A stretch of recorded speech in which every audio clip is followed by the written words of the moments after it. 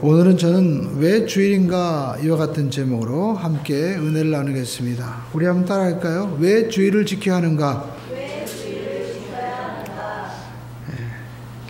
저도 맨 처음에 교회 다닐 때는 일요일인데 왜 주일이라고 하지? 그래서 많은 의문점을 가지고 있었습니다.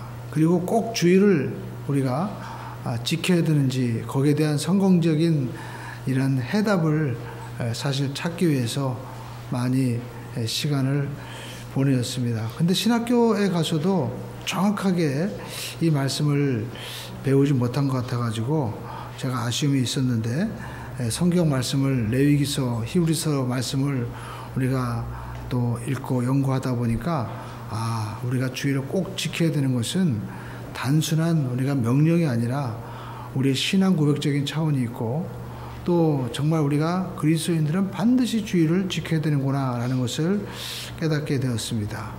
그래서 우리는 주일을 그냥 형식적인 그런 생각을 가지고 예배를 드려서는 우리가 안 되는 것입니다. 양계장을 운영하던 한 여자분이 교회에 출석했습니다. 근데 교회 출석에도 세월이 지났는데 목사님 가만히 보니까 헌금 생활이 없는 거예요. 그러니까 하나님 앞에 나와서 감사하는 마음으로 뭔가 드리는 마음이 있어야 되는데 전혀 없어서 이분을 이제 개인적으로 진지하게 권면했습니다. 우리가 하나님 앞에 받은 바 은혜 감사하면 우리가 드릴 줄 아는 그런 마음도 있어야 되고 또 우리가 성도는 하나님 앞에 마땅히 10의 1조도 드려야 됩니다. 그랬더니 이분이 그 말씀을 잘 받아들이셨어요. 그래서 본인이 얘기했습니다. 그러면 제가 이제부터는 주일날 낳는 계란은 모두가 11조로 드리겠습니다. 그래서 이제 이 계란을 가져오시는 거예요. 몇백 개씩 가져오는 거예요. 그래서 이분이 정말 그 헌금 생활을 잘 하시는구나. 근데 어느 날부터 계란이 막 줄어들기 시작하는 거예요. 결국 계란은 없어요. 그래갖고 목사님이 다시 권면했습니다. 아니 왜 헌금 생활 안 하십니까? 그랬더니 이분이 얘기하는 거예요. 우리 닭들은 주일을 거룩하게 지키기 때문에 달걀을 낳지 않습니다. 그렇게 얘기를 하더라는 거예요. 우리가 이 주일에 대해서 사실 많은 또 오해도 있고 또 우리가 주일 문제 가지고 이단이다 또 갈려지기도 하는데요. 우리가 이 성경을 해석할 때 있어서 주의할 것은 어떤 학자의 의견이나 또 어떤 사회적인 통념에 의해서 해결하는 것이 아닙니다. 성경은 하나님의 말씀이기 때문에 하나님의 말씀대로 풀어야만이 올바른 의미를 우리가 알 수 있게 되는 것입니다. 그러면 우리가 이 주일을 지키는 것에 대해서 먼저 우리가 가지고 있는 이 일주일의 개념이 언제부터 시작되었느냐 이걸 우리가 먼저 이해해야만 되는 것입니다. 이 일주일은 고대 바벨론에서부터 유래됐다고 합니다. 이것이 정설이죠. 그리고 이 콘스탄틴 대제가 본격적으로 이제 그 325년에 니케아 종교회의를 거쳐서 이제 그 일주일 그것을 정식으로 공포하고 시행했다고 합니다. 그런데 그 순서가 달라요. 맨 처음에는 첫날이 우리가 알고 있는 날이 썬데이예요. 썬데이. 그리고 먼데이, 튜스데이 이렇게 나갑니다. 그러면 이 썬데이는 뭐냐? 로마는 태양신을 섬겼거든요. 그래서 태양신을 섬기는 날이 썬데이. 그래서 바로 썬데이라는 겁니다. 그리고 월요일은 달신, 그리고 화요일은 전쟁의 신 이렇게 그 여러 가지 신들의 섬기는 날을 이렇게 정해가지고 일, 월, 화, 수 이렇게 했는데 일, 월, 화, 수는 어디서 나왔느냐? 그것을 우리가 동양적인 관점으로 우리 한국의 음양오형으로 바꾼 거예요. 그래서 태양 날일자, 달월자, 불화자 이렇게 일월화수목으로 사용한 겁니다. 그래서 우리나라도 한국이 실제적으로 이렇게 일주일간의 제도가 이렇게 이용된 것은 가보 경장 이후 1895년 이후에 시행되었고 또 우리가 지키는 이 일요일 주일은요. 정부 수립과 함께 1949년 6월 4일 관공서 공휴일 규정에 의해서 이제 일요일 날이 주일날로 쉬는 날로 정해졌고 2008년도에는 이제 토요일까지 정해진 것입니다. 그러니까 그전에는 우리 한국에도 일월화수목금 이 개념이 없었어요. 그러면 우리는 왜 7일째, 토요일이 아니고, 그러니까 일, 월, 화, 수, 목, 금, 토. 그러니까 토요일이 7일째거든요. 그러면은 하나님이 7일째 안식하셨는데 왜 우리는 썬데이, 일요일 날 우리가 예배를 드리는가? 그래서 또 어떤 분들은 주장하기를 콘스탄트 대제는 진짜 크리스찬이 아니었다. 그래서 이분은 뭔가 타협을 해서 기독교인들에게 자유를 주면서 또 재산을 다시 돌려주면서 그 썬데이, 로마가 섬기는 태양신도 함께 숭배해라. 그래서 이렇게 타협을 했기 때문에 일요일 날 예배 드리는 것은 올바른 것이 아니다. 이렇게 주장하기도 합니다. 그런데 우리는 이것이 여러 가지 또 사항적이고 학설적인 얘기지만 성경에서 뭐라고 말씀하는지 우리가 답을 얻어야 되죠. 그러면 우리가 안식이라고 하는 이 안식의 의미는 무엇인가 우리가 알아야 됩니다. 안식이라는 말이 성경의 맨 처음에 나오는 것은 어디에서 나오느냐? 창세기에서 나옵니다. 하나님이 천지 만물을 6일 동안 창조하시고 마지막 날에 누구를 창조하셨어요? 사람을 창조하셨죠. 그리고 나서 하나님이 안식하셨다라고 말씀을 하고 있습니다. 우리 한번 창세기를 찾아서 한번 여러분 보실 필요가 있습니다. 창세기 1장을 보시면요. 1장 우리가 28절에 하나님이 그들에게 복을 주시며, 그러니까 하나님이 사람을 자기 형상대로 창조하시고 남자 여자를 창조하시고 복을 주셨어요. 그리고 또 1장 31절에 보니까 모든 것을 보시니 보시기에 심히 좋았더라. 저녁이 되고 아침이 되니 이는 여섯째 날이니라 하면서 천지와 만물이 다 이루었다고 말씀하고 있습니다. 그러니까 하나님은 6일 동안 창조하시고 마지막 날에 사람을 창조하셨어요. 그리고 나서 2장 2절에 보니까 하나님이 그가 하시던 모든 일을 일곱째 날에 마치심이 그가 하시던 모든 일을 그치고 일곱째 날에 안식하셨다. 그리고 그 안식일을 하나님이 2장 3절에 복되게 하사 거룩하게 하셨다라고 말씀하고 있습니다. 그러니까 하나님이 다 창조하시고 안식하셨다는 것은 뭐예요? 더 이상 손댈 데가 없다는 거예요. 창조에 대해서는. 그래서 하나님이 안식하셨다라는 의미를 성경에서 우리에게 말씀을 하고 있는 것입니다. 자, 그러면 사람은 여러분 뭘 했습니까? 창조할 때 아무것도 한 거 없어요. 그러니까 사람은 6일째 창조됐는데 다음 날은 하나님과 함께 안식하는 거예요. 그러니까 아담과 하와가 어디 있었어요? 에덴 동산에 있었죠. 그러니까 아담과 하와는 눈 뜨고 나서 보니까 모든 것이 다 준비되어 있어요. 이것이 하나님의 자녀의 특권인 것입니다. 그래서 에덴 동산에서 아담과 하와는 동산을 거닐고 하나님과 함께 누린 거예요. 그러니까 우리가 진정한 안식은요, 하나님 앞에 누리는 삶이 되어야 되는 것입니다. 저와 여러분들도 진짜 하나님의 자녀가 되어서 뭔가 쫓기고 그리고 비교하고 매달리는 인생이 아니라 하나님 안에서 누릴 수 있는 참된 안식의 복이 있기를 주님의 이름으로 축원을 드립니다. 그런데 그들이 에덴에서 쫓겨나죠. 왜 쫓겨났을까요? 마귀가 와가지고 욕하는 거예요. 너 이거만 먹으면 하나님처럼 될 수 있다라는 비교의식을 심어주고 열등의식을 심어줍니다. 그래서 아담과 하와가 선악과를 먹고 쫓겨나죠. 근데 그들이 쫓겨났을 때 창세기 3장 24절에 보면 에덴 동편에 뭘 두었을까요? 그룹들과 두루두는 불, 칼을 두어서 지키겠다라고 3장 24절에 말씀하고 있어요. 그러니까 여기서 우리가 추측할 수 있는 게 뭐냐면 우리가 나중에 성막에 대해서 배우게 되는데요. 이 성막은 그 성막의 모형이 어디에 있느냐, 뭘 의미하느냐라는 것은 에덴 동산을 의미하고 있어요. 성막도 동편으로 문이 나 있거든요. 그리고 에스겔서에 보면 성전 문지방에서 물이 흘러나오거든요. 근데 그 에덴 동산에도 보면 그 강이 발원해서 4개의 강이 흘러나가는 것을 볼 수가 있습니다. 거기 보면 은금이 충만해요. 그 성막을 보면 전부 다 은금이 금으로 만들어져 있거든요. 그러니까 우리가 추측할 때, 성막은 결국 에덴 동산의 모형이구나. 그러니까 하나님이 왜, 성막은 바로 성전이거든요. 왜 하나님이 성전을 우리를 불러 모으시느냐. 여기에서 하나님이 안식하고 누리고자 하시는 하나님의 의도가 이곳에 있다라는 것입니다. 그래서 우리가 하나님 앞에 찾아와서 하나님의 안식을 누릴 수 있는 우리 모두가 여러분 되시기를 주님의 이름으로 축원을 드립니다. 그런데 그들이 범죄함으로 말미암아 이제 에덴에서 쫓겨나죠. 그래서 그들은요 안식을 이제 잃어버린 삶이 되는 거예요. 그래서 하나님은 그들 다시 회복시키고자 믿음의 사람 아브라함을 택하시고 그의 후손이 에덴 애굽에서 430년 동안 종살이 하게 되잖아요. 그래서 그들이 구원받았습니다. 노예에서 자유인이 되었어요. 근데 바로 가나안 땅에 보낸 것이 아닙니다. 가나안에서 어떻게 살아야 되는지 하나님이 가르쳐 주신 것이 뭐예요? 시내산에서 그들에게 주신 십계명입니다. 그 십계명 중에서 바로 네 번째 계명이 뭐예요? 안식일을 기억하여 거룩하게 지켜라 라는 말씀인 것입니다. 그 말씀이 출애굽기 20장 여러분 8절부터 10절에 나오고 있습니다. 한번 출애굽기 20장 말씀을 한번 우리 보겠습니다.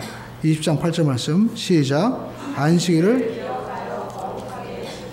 자 그러면 거룩하게 지킨다는 게 뭐냐? 내용이 9절에 보면 여섯 동안은 힘써 일하는 거예요. 그렇지만 7일째 쉬어라.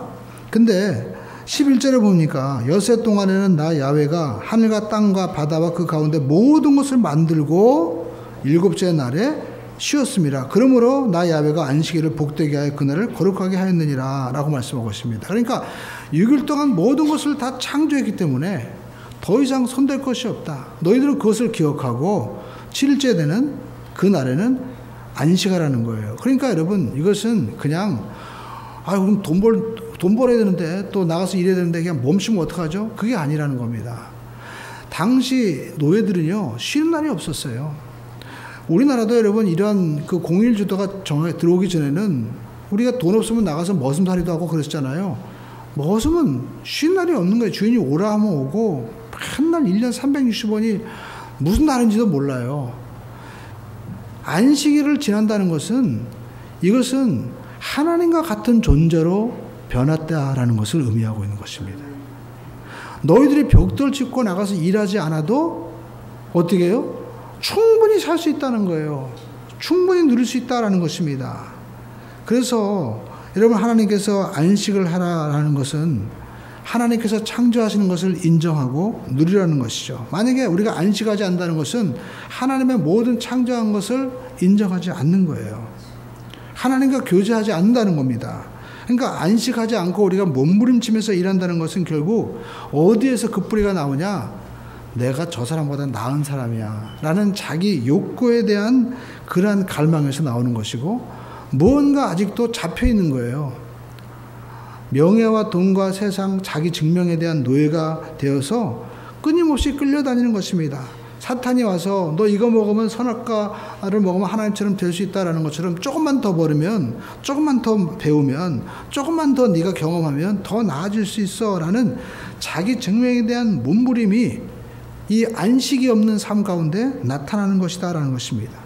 그래서 여러분 성경 말씀하고 있습니다. 전도서 3장 11절에 사람에게 주신 마음이 뭐냐? 영혼을 사모하는 마음을 우리에게 주셨느니라 라고 말씀하고 있습니다. 그래서 유명한 성 오거스틴은 말합니다. 하나님께서는 당신을 위해 우리를 지으셨는데 우리가 당신 안에서 안식을 찾기 전에는 우리 영혼이 안식을 누릴 수 없다는 거예요. 그러니까 여러분 우리가 참된 안식을 누리는 자는 하나님 안에서 우리가 어떤 마음을 갖게 됩니까? 내가 하나님의 자녀구나. 그리고 하나님이 나의 아버지가 되는구나. 하나님의 내 모든 삶을 다 책임져 주시는구나. 내가 나가서 벽돌 짚고 이스라엘 백성들이 애굽에서 노예살이하는 것처럼 하지 않아도 하나님이 40년 동안 광야에서 그들을 먹이시고 입히신 것처럼 책임져 주시는 자녀의 삶이 내 삶 가운데 인정된다는 것을 인정하는 것이 바로 안식일이다라는 것입니다. 그런데 여러분 우리가 읽은 이 요한복음 5장에 보면요, 예수님이 이 안식일에 뭘 하시는 거예요? 38년 된 병자를 고쳐주시는 거예요. 그래서 여러분 요한복음 5장을 보면 이 중요한 말씀을 하고 있죠. 예수님께서 요한복음에 38년 된 병자, 이 38년에는 그냥 뭐 병이 오래됐다는 그냥 38년이 아니라 이스라엘 백성들이 광야에서 방황하던 정확한 시기는 38년입니다. 그러니까 이것은 이스라엘의 모습이고 아직 가나안 땅에 들어가지 못한 그런 모습을 가르치고 있는 것이기도 합니다. 그러니까 그들을 주님 가서 고쳐주시는 거예요.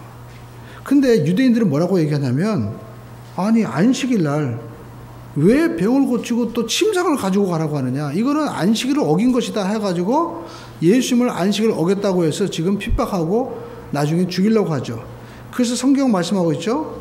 17절에 보니까 내 아버지께서 이제까지 일하시니 나도 일하신다. 아버지가 일하신다는 거예요. 나도 일하신다는 겁니다. 그러니까 유대인들은 이런 말미암아 아니 안식일날 하나님이 다 쉬라고 했는데 안식일날 일해? 말도 안 되고 또 자기도 일한다. 이게 무슨 말이냐. 그래서 예수님을 어떻게 해요? 죽이려고 하고자 하는데 이거는 안식일을 범할 뿐만 아니라 하나님을 자기의 친아버지라고 하여서 자기를 어떻게 해요?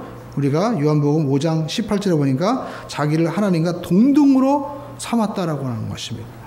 그래서 우리가 예수님께서 왜 이 안식일날 일하시고 또 아버지가 일하신다는 것은 무슨 뜻일까? 이것을 우리가 알아야 됩니다. 여러분 우리가 출애굽기 보면 아까 말씀한 대로 출애굽기 20장에 안식일을 기억하여 거룩하게 지켜라라고 말씀했죠. 그런데 이 십계명은 구약에 출애굽기에서만 말씀하셨을까요? 모세가 백성들에게? 성경을 읽어보면 신명기에도 또 다시 한번 말씀하고 있어요. 십계명을. 자, 우리 신명기 5장을 말씀을 우리 한번 찾아보겠습니다. 자, 5장에 보면은요, 신명기 5장에 보면 이스라엘 백성들이 그 가나안에 들어가기 전에 모세가 이제 이스라엘 백성들에게 말씀하는데 그 이스라엘 백성들은 애굽에서 바로 나온 백성들이 아니었습니다. 1세대들은 38년 동안 40년 동안 광야에서 돌아다니다가 불순종해서 다 죽었어요. 그러니까 이 지금 신명기 5장의 십계명의 말씀은요, 그들을 불렀다는 것은 2세들을 얘기하는 거예요. 2세들에게. 그러면서 십계명을 또 그들에게 이야기하는 겁니다. 너희들이 가나안 땅에 들어가면 이 십계명을 지켜야 된다. 이것이 하나님의 자녀로서 사는 길이다. 하나님의 거룩한 백성으로 사는 길이다. 말씀하고 있습니다. 근데 똑같아요. 5장 6절에 보니까 신명기 5장 6절 읽어보겠습니다. 시작. 나는 너를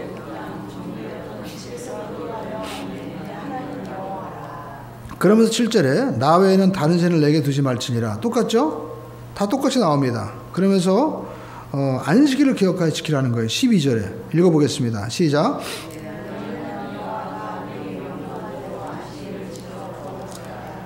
엿새 동안은 힘써 내 모든 일을 행할 것이나 일곱째 날은 내 하나님 야훼의 안식일인즉 너나 내 아들이나 내 땅이나. 똑같죠? 그런데 여러분 15절을 보십시오. 15절에 보면 하나님 말씀하셨어요. 읽어보겠습니다. 시작.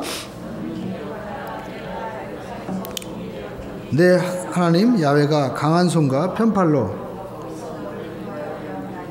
그러므로 내 하나님 야훼가 내게 명한 안식일을 여기 보면 출애굽기에서 말씀하는 안식은 하나님께서 6째 날 동안 모든 것을 창조하시고 7째 날에 쉬었기 때문에 안식하라고 하시죠.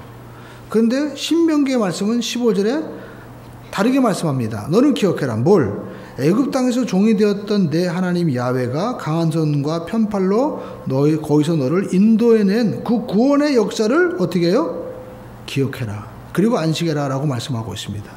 그러니까 출애굽기에서 말씀하시는 이 안식은 창조에 관해서 안식하라는 말씀이고, 신명기에서 말씀하시는 이 안식의 개념은요, 애굽에서 구원받은 것에 대해서 감사함으로 안식해라 라고 말씀을 하고 있는 것입니다. 그러니까 관점이 달라요. 네. 그래서 예수님께서 지금 아버지께서 일하시니 나도 일하신다라는 것은 창조는 끝났습니다.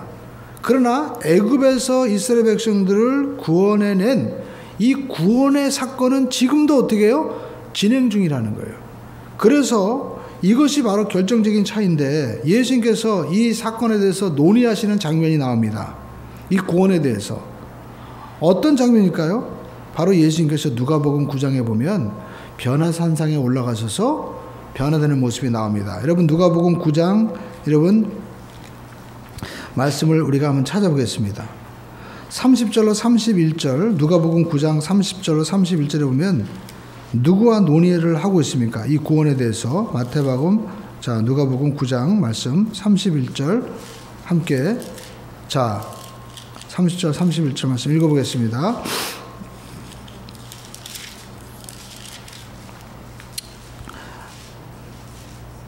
자, 자기 성경 펴시고, 자, 예수님이 변화산에 올라가셨죠. 28절에 누구를 데리고? 베드로, 야고보, 요한을 데리고. 근데 기도하실 때 용모가 변화됐어요. 그러니까 우리가 알 것은 기도하면 변화됩니다.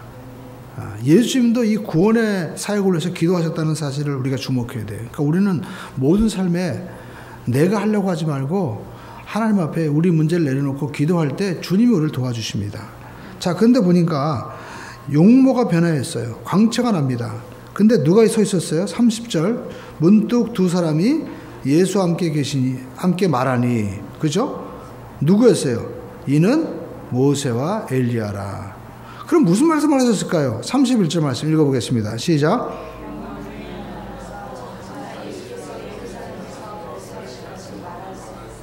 자, 별세라는 말씀을 하고 있습니다. 이 별세. 이 별세라는 말은 영어 성경에 보면 departure, 떠난다는 것입니다. 그러니까 우리도 그러잖아요. 오늘도 예배 드리는데 2부 예배 때 우리 성도님이 그런 거예요. 자기 큰 아버님이 돌아가셨는데 충청도 분은 얘기합니다. 그냥 가셨어요. 그래가지고 그냥 충청도 말은 가시오 얘기하잖아요. 돌아가셨다는 거예요. 떠났다는 겁니다. 그러니까 여러분, 이 별세라는 것은 떠났다는 거예요. 근데 여러분, 이 별세에 대해서 지금 말씀을 하고 있다라는 것입니다. 그런데 이 별세에 대한 말씀을 성경은 자세하게 말씀을 하고 있죠. 예수님께서 예루살렘에서 별세하실 것을 말할세라고 말씀하고 있습니다. 우리가 이 헬라어나 영어 성경을 보면 좀 자세하게 말씀하고 있어요. 예수님께서 이제 별세하는 것을 모세, 엘리야와 함께 이야기를 하는데 그 영어 성경을 보니까 예루살렘에서 이제 그에 관해서 이루어질 일들에 대해서, 완성될 일에 대해서 지금 논의하고 있다는 거예요. 그럼 예수님께서 예루살렘에서 이루어질 일들이 뭘까요? 바로 십자가의 사건을 말씀하고 있습니다. 구약에 예언한 모든 말씀이 이제 예루살렘에서 완전히 이루어지는 그 일에 대해서 논의하고 있는 거예요. 그러면 여러분, 구약은 우리 뭘 말씀하고 있는 겁니까? 창조하신 그 창조된 사람이 죄로 말미암아 반역했죠. 그래서 그들이 하나님의 범죄함으로 말미암아 애굽에서 종살이 하다가 나와서 자연이 되었어요. 그래서 하나님은 가나안 땅에서 그들이 이제 하나님 나라를 세우게 하셨습니다. 그 하나님 나라가 세워졌죠. 근데 그들은 하나님의 그 출애굽의 구원의 사건을 완성했나요? 완성하지 못했습니다. 감사를 잊어버렸어요. 심지어는 하나님이, 우리가 지난주에 레위기의 말씀을 통해서 보았지만, 내가 죄를 범하면 거룩하신 하나님과 함께 같이 살 수가 없잖아요. 생각해 보십시오. 우리가 밥 먹는데 자녀가 아무리 사랑스러워도 밖에 나가가지고 우리가 막 지저분하게 막 하면 그 더러운 거 가지고 식탁에 앉을 수 있나요? 손 씻고 깨끗하게 씻고 와야죠. 그렇지 않으면 그 병균이 다 옮길 수 있는 거예요. 우리 공항에서 왜 검색합니까? 그 한 사람 귀하죠. 그러나 그 한 사람 그냥 사랑한다고 들여보내면 온갖 균들이 다 들어올 수 있기 때문에 공항에서 반드시 우리가 여러 가지 해외에 나가서 다른 지역에 가서 병균이 있다고 생각하면 반드시 검사를 맞게 해야 되는 겁니다. 그래야만 다 살 수 있거든요.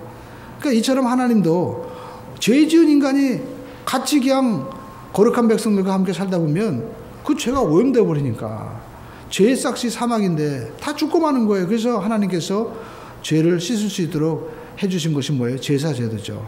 그러니까 제사제도는 자기가 죽어야 되는데 누가 죽는 거예요? 레위기 1장에 보니까 자기 대신 소가 죽고 양이 죽고, 더 없는 사람은 비둘기라도 가져와서 자기가 잡는 거예요. 자기가 그 머리에 안수하고 내가 이렇게 죄 졌습니다, 용서해 주세요. 그러면 자기가 키우던 거거든요. 얼마나 불쌍해요. 나 대신 키우던 이 양이 죽고 또 소가 죽을 때 내가 다신 죄 짓지 말아야 된다. 그 애통하는 마음을 하나님이 받으신다는 거예요. 그리고 그 죄가 다 사해졌기 때문에 다 그 짐승에게 전가되고 그 짐승의 죄 없음, 흠 없음이 나에게 왔기 때문에 하나님께서는 야, 이제 깨끗해졌다, 기뻐 받으신다는 거예요. 그런데 사람들은요, 그걸 갖다가 나중에 어떻게 해요? 악용하기 시작합니다. 에이, 까짓 뭐 죄 지으면 그냥 이번에 적당히 하나 드리면 되지. 그래가지고 소도 병 들은 거 갖다 주고 또 양도 병들은 거 갖다 주고 하면서 심지어는 제사장들도 그 집에서 자기가 길리운 것을 가지고 와서 제사를 지내야 되는데 뭔데 거기까지 가져올 필요 없어. 내가 이 소나 양념 사놨으니까 이거 돈 주고 사. 해가지고 자기들이 비싼 값에 파는 거예요.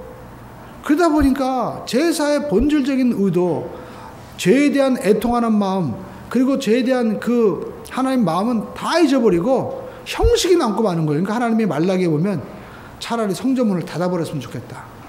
나는 제사를 원하는 것이 아니다. 내가 천천수양의 기름보다 내가 내 말씀에 순종하는 것을 내가 기뻐한다라고 하나님 말씀하시잖아요. 그러니까 이 모든 구약의 이 제사, 이 주신 귀한 제도도요, 그들은 온전히 이루지 못한 거예요. 그래서 누구를 보내시는 겁니까? 이 모든 것들을 다 완성하기 위해서 예수님이 오신 거예요.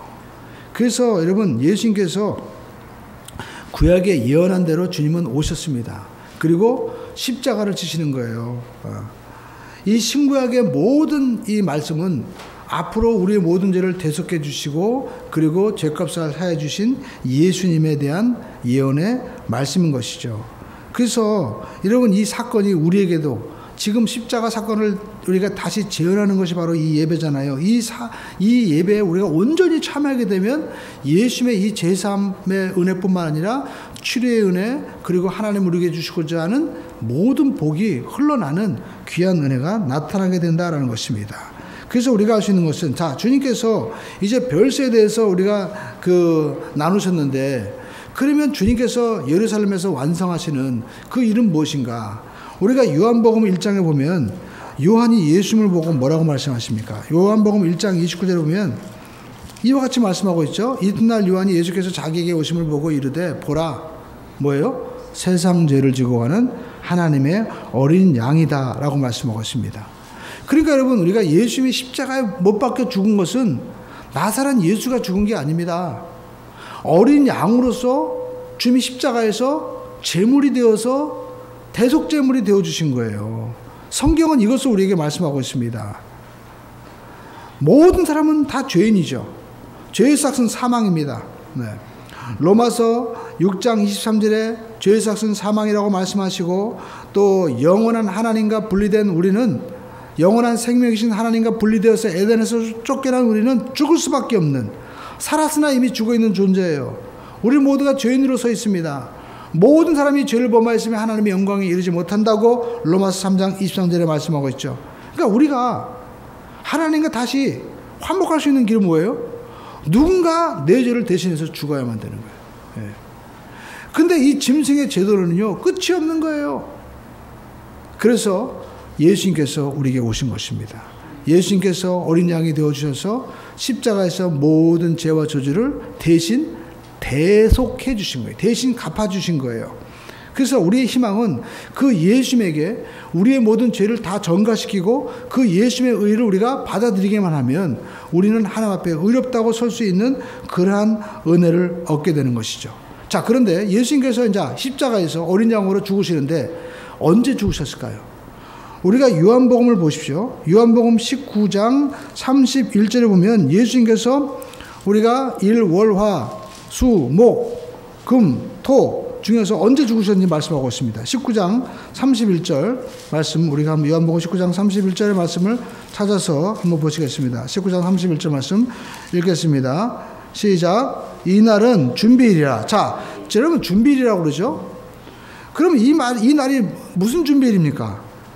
예수님은 30절에 보면 돌아가셨어요. 죽으셨어요. 19장 30절, 예수께서 신포도주를 받으신 후에 이르시되 다 이뤘다 하시고 머리를 숙이니 영원히 떠나가시니라. 영원히 떠나가다면 십자가에서 못 박혀 죽으셨다는 거거든요.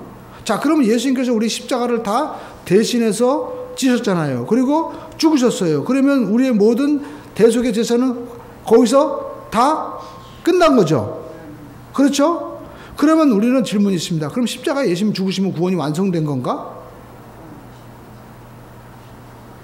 여러분, 진짜 완성은 어디에서 오는 것인가? 성경은 로마서에서 답을 하고 있습니다. 아무튼 여러분, 주님이 이제 죽으셨는데 다음 날이 뭐예요? 이날은 준비일이라는 것은 우리가 그 이스라엘의 이 날은요, 저녁이 되고 아침이 되니 이는 첫째 날이니라 날이 어느 때부터 시작되냐면 저녁 때부터 시작되는 해지문. 그때가 바로 우리가 얘기하는 아침이에요. 첫날이 바로 시작되는 거예요. 그러니까 예수님께서 오후 3시에 다 이루셨다 하고 돌아가셨거든요. 그러니까 바로 6시가 되면은 이제 다음날이 시작되는 거예요. 그러니까 다음날은 준비일인데 어떤 준비예요? 안식일 준비일이에요. 그러니까 다음날이 바로 토요일이거든요. 그러니까 안식일날 이 죄인들이 십자가 못 박혀 죽었으면 이게 부정하잖아요. 그러니까 거기서 내려달라는 거예요. 그래서 유대인들이 와가지고 31절에 그 안식일이 큰 날이므로 그 안식일에 시체를 십자가에서 두지 아니하려 하여 빌라도에게 가서 시체를 치워달라고 하는 거예요. 그래서 예수님께서는 금요일날 십자가 못 박혀 죽으시고 금요일날 그때 바로 십자가에서 내려오셔서 장례 절차가 진행이 되는 겁니다.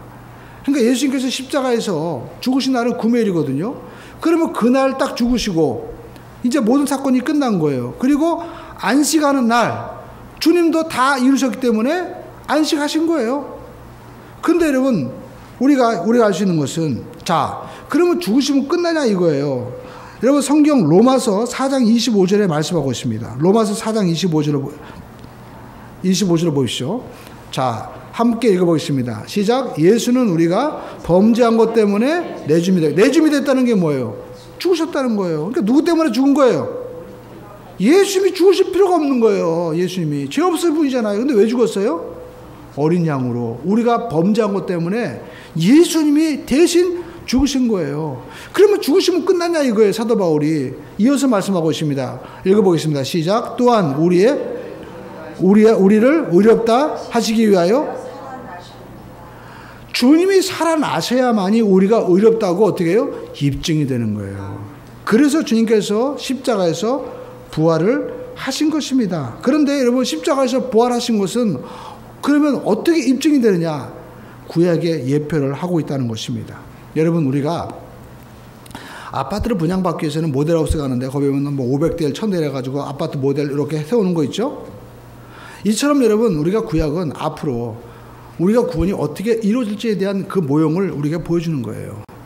그래서 여러분 우리가 레위기에 보면 이스라엘 백성들이 전체가 다 죄졌거든요. 그 죄가 어떻게 사함받는지에 대한 내용이 레위기 16장에 나오고 있습니다. 여러분 레위기 16장을 한번 찾아서 보시기 바랍니다. 출애굽기 다음에 레위기죠. 자 레위기 16장 보면 자 그 이스라엘 백성들의 전체 죄를 다 대속하기 위해서 누가 들어갑니까? 백성이 다 들어가나요? 제사장 가운데 대표로 한 명이 들어가는 거예요. 그 사람을 누구라고 얘기할까요? 대제사장. 근데 여러분 이 대제사장을 우리가 히브리서 4장에 보면은요 예수님이 바로 누구라고 말씀하고 있어요? 4장 14절 히브리 4장 14절 한번 읽어보겠습니다. 시작. 그러므로 우리에게 큰 대제사장이 계시니 누구예요? 승천하신 자 곧 하나님의 아들 예수님이 바로 대제사장이라는 거예요. 그러니까 예수님께서 십자가 못 박혀 죽으신 것은 대제사장으로 온 백성의 죄를 다 짊어주시고 염소나 양의 피가 아니라 자기 십자가에 자기 피로서 자기 죽음을 가지고 하나님 앞에 가신 거예요. 그게 바로 예수님의 대제사장의 사역인 것입니다. 그러면 레위기 16장에 당시 이스라엘 백성들의 대제사장은 어떻게 제사를 드렸을까요? 우리가 그걸 봐야죠. 자, 대제사장은 1년에 한 번 들어가거든요. 근데 한 번만 들어가느냐? 그것은 여러분 그 한 날을 얘기하는 것이고 사실 그 하루에 3번 들어갑니다. 그 날짜가 나와요. 16장. 여러분 언제일까요? 29절 보시죠. 레위기 16장 29절. 언제 나와요? 너희는 영원히 이 규례를 지킬지니라. 7째 날 7월 며칠이에요? 그달 10일에 7월 10일에 날짜가 정해져 있어요. 그리고 하나님께서는요 레위기 16장 34절에 너희가 영원히 지킬 규례라.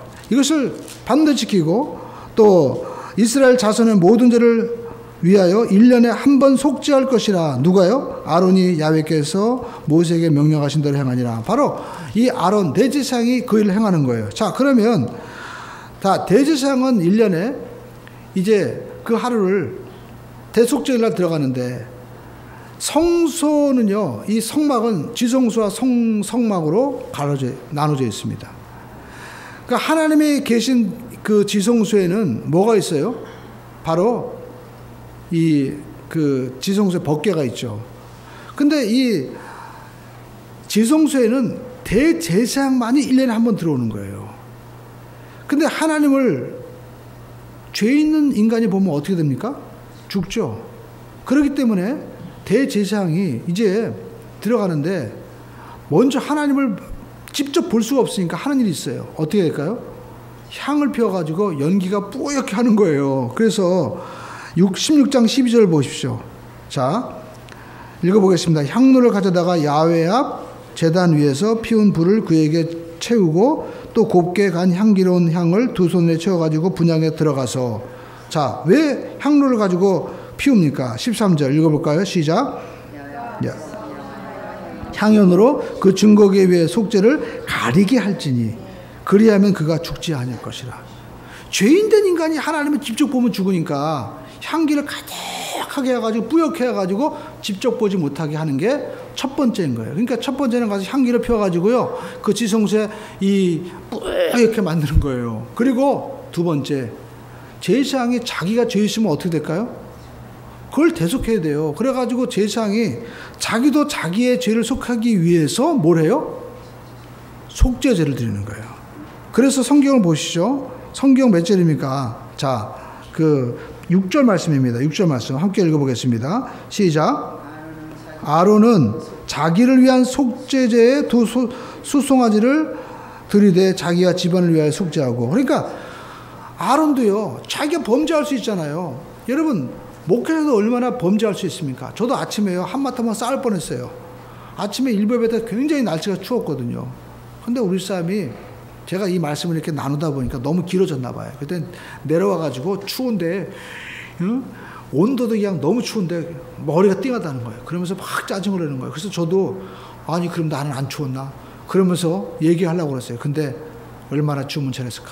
그래가지고 따뜻한 거 끓여주고 바깥에 나가서도 불도 피고 해가지고 막 하니까 한참 지나니까 마음이 변했어요. 그러면서 죽 먹으라고 그래가지고 죽 먹고 위기를 넘겼습니다. 만약에 그때 붙었으면은요 아주 기분 나빴을 거예요. 예?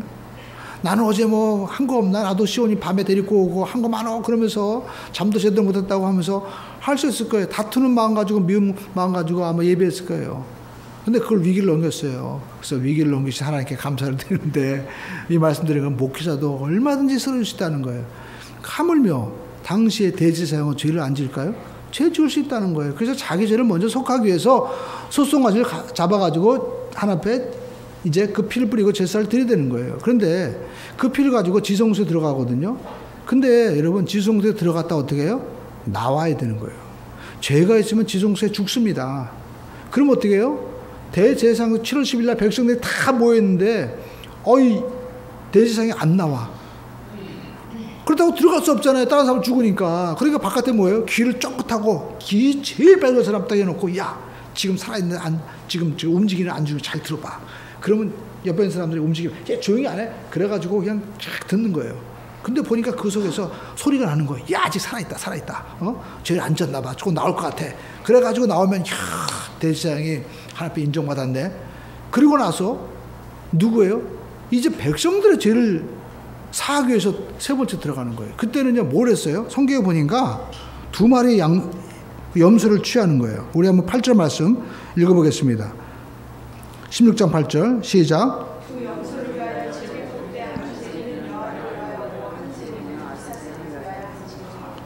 자, 여러분 우리가 여기에 대한 여러 가지 참 학설도 있고 또 내용이 있지만 제가 볼 때는 하나님이요 당시에는 뭐 비디오가 있거나 이런 게 없으니까 하나님이 백성들에게 이제 이 세 번째 그 염소를 두 마리 잡아가지고 하나는 잡아가지고 피를 뿌리고 하나는 이제 아사살 양으로 광야에 보내거든요. 이건 이제 백성들의 죄를 사하기 위해서 하는 거예요. 그럼 왜 두 마리를 하나님이 이렇게 보여주셨을까? 그 아사살 양은요, 그 광야에다 보내는 겁니다. 여러분 광야에다 보내면요, 광야에서 양이 이제 염소가 막 가잖아요. 여러분 우리가 이 그 베두인족에 살고 있는 팔레스타인 광야에 가면은 염소들이 이렇게 모여 삽니다. 아주 신비하거든요. 근데 그 염소를 이제 한 마리는 잡고 한 마리 놓아주는 거예요. 그러면 사람들이 어떻게 할까요? 염소가 광야로 갈 거 아니에요. 그러면 야 가고 있네. 염소가 강야를 가네. 막 가는 거예요. 근데 눈이 좋은 사람은 제가 보니까 뭐 시력이 막 6.0 되는 사람도 있더라고 보니까요. 세계에. 그러니까 저기 막 10km 이런 것도 보이는 거예요. 그러니까 가고 있지만, 야, 그래도 저기 가고 있어. 근데 더 넘으면 어떡할 거야? 안 보여. 더 잘 봐봐. 안 보여, 이제 안 보여. 그럼 어떻게 해요? 야, 이제 없어졌어. 그러니까 하나님이요, 이스라엘 백성들의 죄가 그 아사셀 양에게 안수해서 전가되었는데, 그 죄가 하나는 죽어서 성수에 뿌려주고, 하나는 그들이 보는 앞에서 어떻게 해요? 멀리 사라지니까 성경에 동의서에서 뭔가 같이 내가 너희 모든 죄를 다 없앴다고 하는 것처럼, 야, 우리의 죄는 이제 다 없어졌어. 우리는 하나님 앞에 다시 의롭게 되었어 하면서 어떻게 해요? 입체적으로 보여주기 위해서 하나님이 이렇게 한 마리를 보내는 것이에요. 그러니까 여러분, 여기서 말씀하는 것이 무엇입니까? 대제사장이 1년에 한 번 지성소에 들어가는데, 맨 처음에 향단을 뿌리고, 그 다음에 자기 죄를 위해서 들어가고, 그리고 세 번째 어떻게 해요? 이스라엘 백성들의 죄를 대속하기 위해서 염소를 가지고 들어갔어요. 근데 들어갔는데 만약에 죽었어, 안 나와. 그러면 어떻게 되는 거예요? 이스라엘 백성들의 죄가 사해진 게 아닌 거예요. 그냥 나와야 되는 거예요. 그러니까 사람들은 전부 다 기다리고 있는 거죠. 나왔을 때 사람들은 어떻게 했을까요? 야, 우리 죄가 사함 받았구나. 하나님이 우리의 모든 죄사를 받으신 거야. 하나님이 그 우리의 모든 죄를 용서하신 거야 하면서 기뻐하는 거예요. 그날을 영원히 또 기념하고 기억하라는 거예요. 그러니까 여러분, 우리는 예수님께서 히브리서에 우리의 대제사장이 되어주셨다고 하는데, 예수님께서 금요일날 십자가 못 박혀 죽으셨어요. 그리고 주님께서 이제 안식하실 이 토요일날 일곱째 날 어떻게 해요? 주님께서 십자가에서 죽으심으로 영원히 떠나갔다고 했죠. 어디 가셨을까요? 우리의 모든 죄와 저주를 주님께서 다 대신하시고 그 피를 가지고 하나님 보좌 앞에 가신 거예요. 그리고 그 보좌 앞에 그 피를 뿌리고 주님이 안 오시면 어떤 일이 벌어져요? 레위기적 입장에서 보면 우리 죄가 사함 받았는지 사함 받지 않은지 알 길이 없는 거예요. 대제사장이 그 성소에서 하늘의 영원한, 여러분 계시를 보면 우리의 하나님의 영원한 성막은 바로 하늘에 있잖아요. 그 성막에서 다시 오셔야 되잖아요, 하늘에서. 그러니까 예수님이 십자가에서 죽으시고 부활하셨다는 것은 뭘 얘기합니까? 대제사장 되신 예수님께서 바로 지성소에 들어갔다가 하나님 만나고 나왔다는 거예요. 그러므로 우리의 죄가 어떻게 돼요? 다 용서함 받았다는 것을 우리 예수님께서 친히 우리에게 증거하고 보여주시는 것입니다. 할렐루야. 근데 그날이 어떤 날이에요? 안식 후 첫날이라는 거예요. 그러니까 토요일 날 안식일이죠, 원래. 그 다음날 어떻게? 주일날 주님께서 부활하신 거예요. 그러면 여러분, 예수님께서 하나님이 일하시니 나도 일하신다. 그러니까 여러분, 창조의 완성은 출애굽기에 이미 끝났는데, 신명기에 바로 이 구원의 완성은 지금도 일하시는데, 그 구원의 완성이 어디에서 끝나는 거예요? 예수님의 십자가 죽음과 부활을 통해서 완전히 이제 완결되어지는 거예요. 그러니까 여러분, 쉽게 해가지고 모델하우스에서 이 모델하우스 지었는데 진짜 집이 지어졌어요, 안 지어졌어요? 예수님 통해서 지어진 거예요. 그러면 우리는 어디 가서 살아야 될까요? 모델하우스 500대 1로 지은 집에 여러분 들어가겠다고 우리가 계약금 5천만 원 내고 1억 원 내고 거기 들어갑니까? 지은 집에 들어가야 되잖아요. 마찬가지로 우리가 들어가야 될 것은, 우리가 들어가야 될 안식은 어디예요? 예수님에게 들어가야 되는 거예요. 예수님께서 이뤄놓으신 이 실체, 이 부활의 사건 속을 우리가 들어가야 된다고 히브리서 기자는 우리에게 말씀하고 있는 것입니다. 그러니까 여러분, 우리가 지금 우리는 어느 안식일을 지켜야 됩니까? 우리가 금요일날 일곱째 날을 안식에 들어가야 됩니까? 아니면 바로 주님이 부활하신 이 주님께서 계신 바로 이 썬데이, 주일날, 이 날을 우리가 들어가야 됩니까? 바로 이 날에 들어가야 되는 거죠. 그래서 성경 보시오. 성령님이 언제 어디에 오십니까? 사도행전 2장 1절을 보시기 바랍니다. 사도행전 2장 1절. 사도행전 2장 1절에 보면 이와 같이 말씀하고 있습니다. 사도행전 2장 1절. 자, 오순절 날이 이미 이름에 그들이 다 같이 한 곳에 모였더니.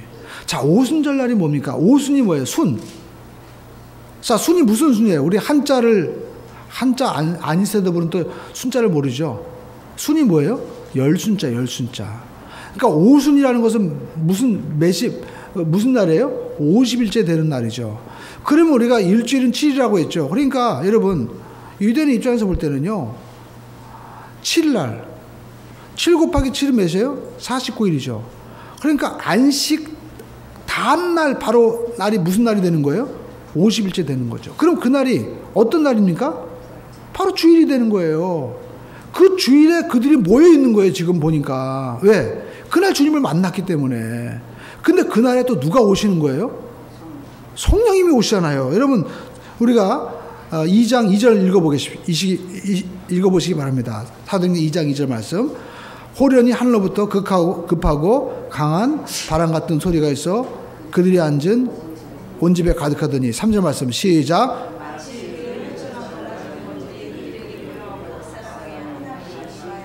4절 말씀 시작.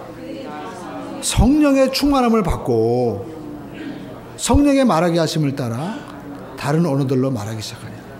그러니까 여러분 성령님이 그 요엘 선자가 예언하고 그리고 창세기에 나와 있는 성부 성자 성령님이 이제 우리 삶 가운데 고린도전서 3장 16절에 말씀한 대로 우리의 몸을 성전 삼고 우리와 성령님도 이제 임마누엘 하시는데 그 성령님이 어느 날 오시는 거예요? 바로 주일날 오시는 거예요. 주일날. 그렇기 때문에 여러분 우리가 신약성경 곳곳을 보면은요 언제 그들이 떡을 떼느냐. 떡을 뗐다는 것은 성찬을 뗐다는 거거든요. 바로 주일날 떼는 거예요. 안식 후 첫날이라고 계속 기록되고 있습니다. 그래서 여러분 우리가 하나님 앞에 이 안식일을 지킨다는 것은 무엇입니까? 내 죄가 다 사함받았습니다 라는 것을 내가 믿고 그 믿음을 보이는 거예요. 그 믿음을 보이는 것이 뭐예요? 주일날 나와서 하나님 앞에 예배하는 겁니다. 그러니까 이것은 율법적인 어떤 개념이 아니라 내 죄가 완전히 그리스도 예수 안에서 사함받았구나. 감사함으로 하나님 앞에 예배하고 또 찬양하고 더 나아가 우리가 하나님 앞에 봉사하고 헌신하는 날이 어떤 날이에요? 바로 주일날이다라는 것입니다. 할렐루야. 그러므로 저와 여러분들이 이 안식, 이 주일의 개념을 분명히 깨닫고 우리는 모델하우스에 사는 사람이 아니라 진짜 지어진 아파트에서 사는 사람이구나. 할렐루야. 그러니까 예수 안에 있는 자가 참된 하나님의 자녀가 되는 것이고 생명을 누리게 되는 거예요. 할렐루야. 그 예수 그리스도의 십자가 대속의 은혜가 충만하게 부어지게 되는 것입니다. 여러분 이 은혜를 우리 모두가 누리는 우리 모두가 되시기를 주님의 이름으로 축원을 드립니다. 그렇기 때문에 여러분 우리는 오직 예수님만을 높이는 거예요. 그 외에 어떤 절기나 이런 것들이 의미가 없는 것입니다. 왜냐하면 예수님께서 다 이루어 놓으셨기 때문에. 여러분 우리가 아파트가 다 지어지면 모델하우스를 우리의 모델하우스 우리 집 우리 아파트 모델이기 때문에 영원히 우리가 이것을 기념해야 되자 해가지고 박물관처럼 세워놓는 그런 아파트 보셨습니까? 다 철거하더라고 보니까요. 다 철거하더라고요. 다 의미가 없는 거예요. 이 아파트가 어떤 것인지 우리에게 보여주는 그 의미로서 존재하는 것이지 실체는 이미 다 예수님 안에서 이루어졌음을 성경 우리에게 말씀하고 있습니다. 그러므로 저와 여러분들이 실체 되신 예수님을 굳게 붙잡고 믿음에서는 우리 모두가 되시기를 주님의 이름으로 축원을 드립니다. 기도하겠습니다.